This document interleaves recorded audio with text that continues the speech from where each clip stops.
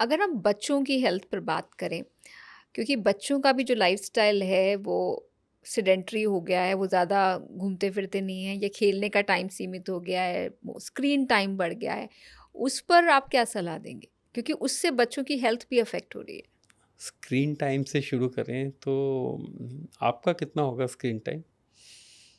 काफ़ी है क्योंकि मेरा काम स्क्रीन से जुड़ा हुआ तो है। हम लोग बहुत बार जैसे मेरे से भी बोलते हैं लोग कि सर आपका स्क्रीन टाइम बहुत ज़्यादा है, तो मैं बहाना सा उसमें आधा बहाना भी होता है कि भाई मेरा काम ही स्क्रीन से चलता है तो मैं कैसे अवॉइड करूं। हुँ, सो अगर आप टाइम देखेंगे तो एडल्ट के लिए 2 to 3 आवर्स है, हुँ, लेस देन 2 आवर्स, और एक फर्स्ट 2 इयर्स में screen time should be zero. Family से अगर वीडियो कंसल्ट करना है उतना अलाउड है। 3 to 5 ईयर में 1 आवर है, 5 to 12 ईयर में 1.5 to 2 आवर से ज़्यादा नहीं है स्क्रीन टाइम। सो ये फिक्स आ रहा है, ये तो कोई याद भी नहीं रखता कितना स्क्रीन टाइम है। स्क्रीन टाइम का ड्रॉबैक होता है आपकी पोस्चरल प्रॉब्लम शुरू हो जाती हैं। सेकेंडली, अब जब बैठे होते हो तो बैठे बैठे थोड़ी सी क्रेविंग होगी, तो जैसे ही पास में चिप्स का पैकेट खुला, वो कहते हैं ना, पैकेट खुला और आपके कल प्रोग्राम में था पेट फूला। हुँ। सो बैठे बैठे आपको मालूम भी नहीं पड़ता आप कितनी कैलोरीज कंज्यूम कर गए। सो दूसरा है रात को देर से सोना। स्क्रीन टाइम का क्या बच्चों की ब्रेन हेल्थ पर भी कोई असर हाँ पड़ता हाँ है? बिल्कुल। एक तो टर्मिनोलॉजी है जिसको हम ऑटिज्म, आज देखते होगे आप ऑटिज्म, एक ई autism means because of screen time autism होने लगा है। ओह! ठीक है, मेरे पास एक बच्चा आता था नॉर्थ ईस्ट का, सिक्किम का, एंड उसकी मदर बड़ी वरीड थी कि सर ये तो ऑटिस्टिक है, क्योंकि मेरे को लग रहा है कि ये ध्यान ही नहीं देता है, देखता भी नहीं है, जैसे टिपिकल बच्चे होते हैं ऑटिस्टिक के, अपने मस्त रहते हैं। और बाद में मालूम पड़ा वो स्क्रीन टाइम था, उसने स्क्रीन टाइम बंद कर दिया तो वो 2 महीने में बिल्कुल ठीक हो गया। तो ये ओह! बहुत बड़ा कंट्रीब्यूशन है। हम लोग इंटरेक्ट नहीं करेंगे। पहले दादा नानी इंटरेक्ट करते थे, आपसे बात करते थे, आपसे हुँ, कहानी क्यों सुनाते थे, अब कहाँ की कहानी सुनाता है कोई। हुँ। राइट, बच्चा यानी वैक्सीन। अगर बच्चे का स्क्रीन टाइम बहुत ज़्यादा है तो उससे ऑटिज़्म होने का भी खतरा है, हाँ, ऑटिज़्म मैं कहूँगा ऐड ऑन हो जाता है। ऐड ऑन हो अगर जाता आप है। प्रीडिस्पोज़्ड हो तो ऐड ऑन हो जाता है। बच्चे की डेवलपमेंट नहीं हुई ना, बट बच्चे की यूनिडायरेक्शनल डेवलपमेंट हो रही है। हुँ, वो स्क्रीन में ही देखता जा रहा है, स्क्रीन में जो उसको दिख रहा हुँ, है वो देखता जा रहा है बस को। तो उसकी मल्टी डायमेंशनल ग्रोथ ही नहीं हो रही है ब्रेन की।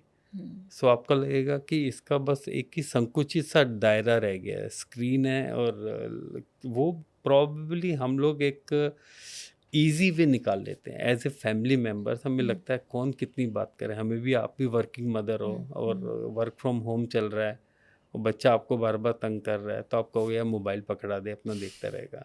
हमारे पास आते हैं वैक्सीन्स लगवाने के लिए, उस समय स्क्रीन शुरू हो जाती है। हम लोग भी इसके मतलब गुनहगार हैं इसके। हम लोग कहते हैं वैक्सीन लगाई, चुप तो हो गया देख के।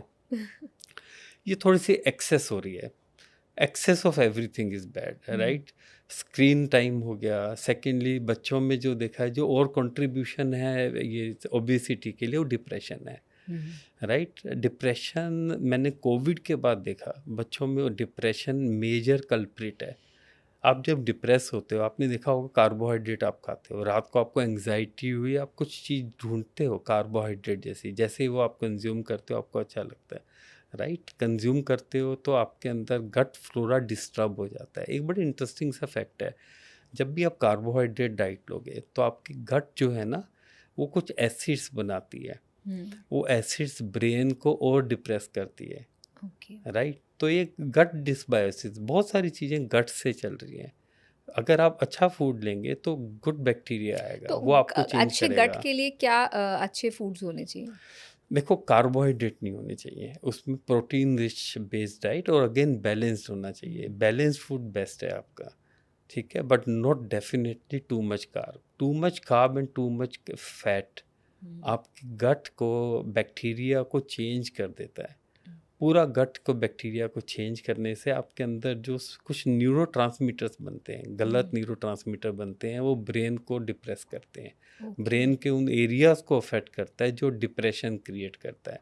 हमने डिप्रेशन से बचने के लिए खाना खाया और वो उसने आपको और डिप्रेस कर दिया।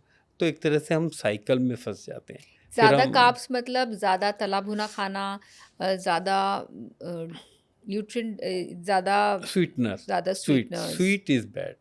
शुगर शुगर एक्चुअल में बैड है। अगर आप शुगर अवॉइड कर पाएँ तो बहुत बड़ा आपको बेनिफिट मिलेगा आपको। और जितना आप डिप्रेस होंगे, ये सब चीज़ें आपस में लिंक्ड है। Social media, sugar, depression, sweeteners, ये सब चीज़ें तंग करती हैं। क्योंकि आप बच्चों के स्पेशलिस्ट हैं, तो बहुत सारे बच्चों में सोशल मीडिया से रिलेटेड इश्यूज़ भी क्या आजकल देखने को हाँ, मिल रहे मैंने हैं? पहले कभी नहीं देखा था सोशल मीडिया मीन्स ऐसे जो डिप्रेशन वाले पेशेंट्स, अब हमारे पास सुसाइड वाले पेशेंट, हर महीने एक पेशेंट आ जाता है, एक मल्टीपल बच्चा आ सुसाइड जाता है। Attempts, yes. ये पहले नहीं देखी थी इतनी, राइट? पहले या तो मालूम नहीं पड़ती थी, बट इतना नहीं देखा था। हुँ। और मैक्सिमम लिंक है कहीं ना कहीं सोशल मीडिया, कहीं ना कहीं कंपैरिजन हो जाता है। पहले हम लोग आपस में अपने आप में खुश रहते थे, दुनिया ही नहीं देखने को मिलती थी किसके पास क्या है। अब आप सोशल मीडिया में देखते हो कि फलाने के फादर पेरेंट्स यूएस जा रहे हैं, यूके जा रहे हैं, आपके बच्चों को लगता है यार हम तो दिल्ली में बैठे हुए हैं, हमारे पेरेंट्स सोच जाए या तो मनाली लेके जाते हैं।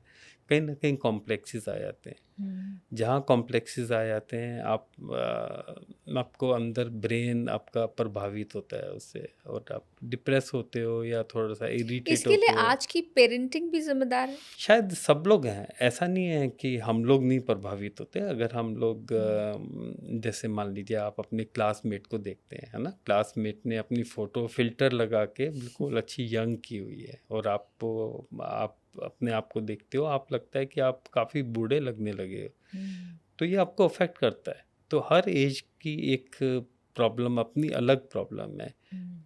आप इमेजिन करके चलें, आप कोई आर्टिकल पढ़ना चाहते हैं, आजकल फ़ोकस करना, कंसंट्रेट करना बड़ा मुश्किल है। आपका हर थोड़ी देर में मन करेगा एक बार फ़ोन उठा के देख लें, कोई मैसेज तो नहीं आया। आपका डिस्ट्रैक्शन लेवल हाई है। हुँ। आप उसी को बच्चे में लगा के देखें जिसका ब्रेन इमेच्योर है, उसमें कितना डिस्ट्रैक्शन होता है।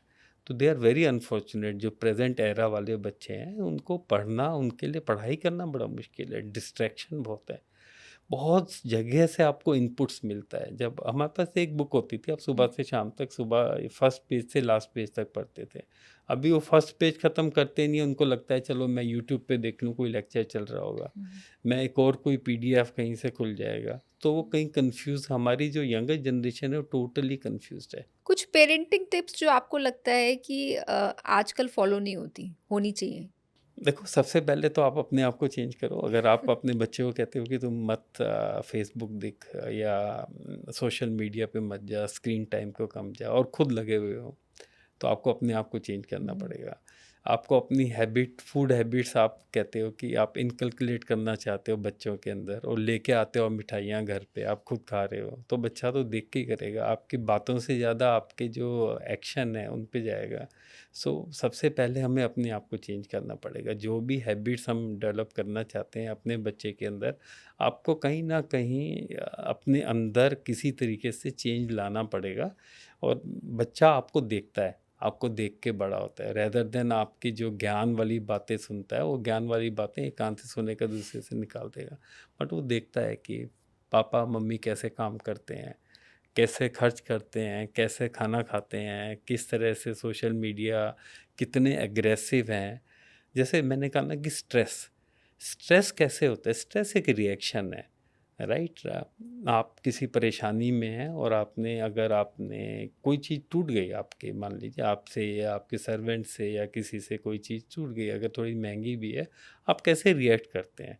अब टूट तो गई, आप उसको जोड़ तो सकते नहीं है, जोड़ भी सकोगे वैसे नॉर्मल तो होगा नहीं। हुँ। आप एक मिनट आंख बंद करें तो आपका गुस्सा कम हो जाएगा, लेकिन आप आसपास के लोगों को चिल्लाना शुरू कर देते हैं।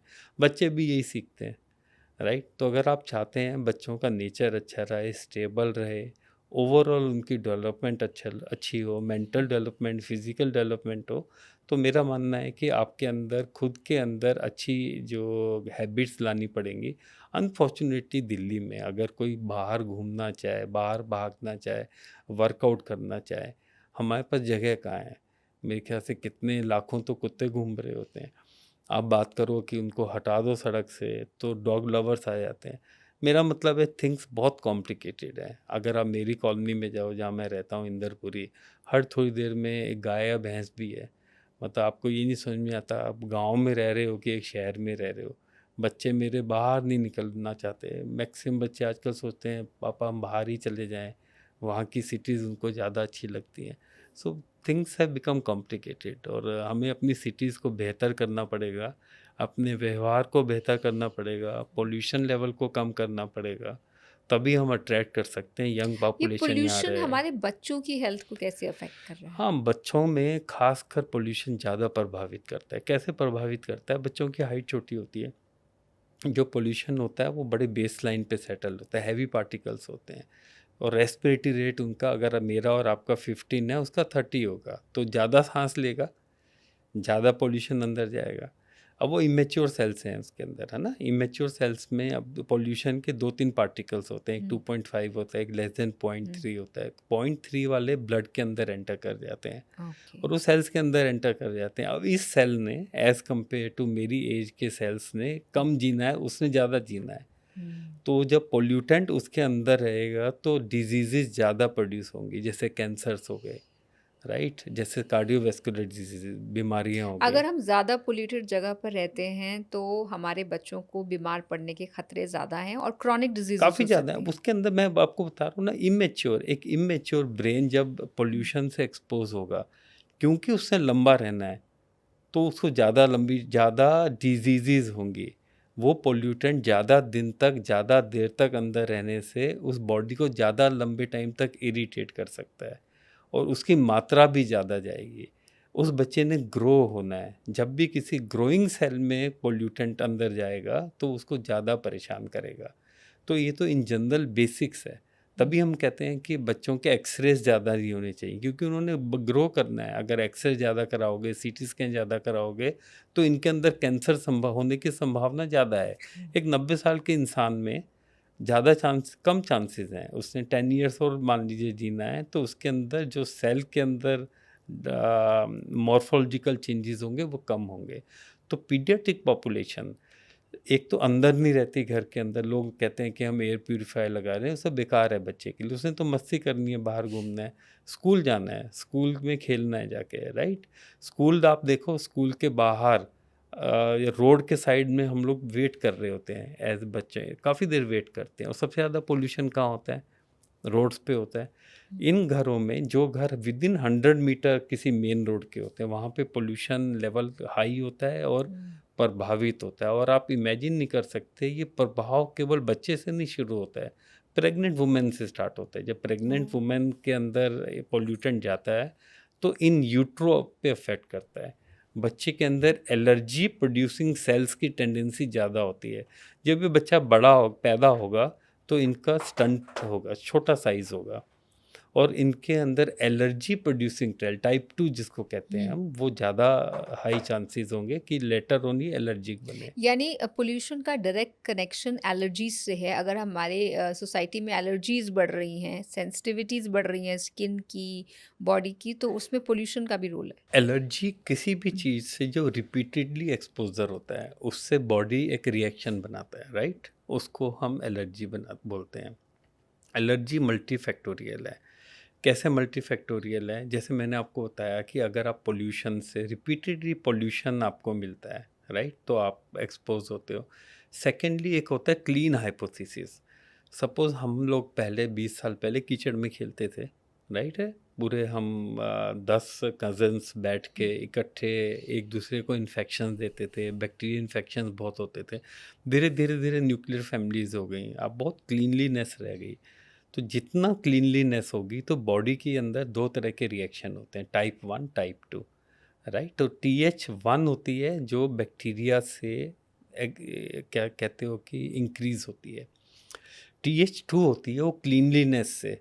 तो हमारी बॉडी जो है वो TH2 की तरफ चली जाती है, जो इसको कहते हैं क्लीन हाइपोथेसिस।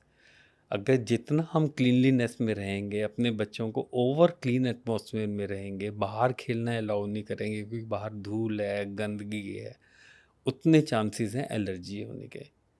जितना हम आर्टिफिशियल एटमॉस्फेयर में रहेंगे, उतना चांसेस है हम एलर्जी होने के।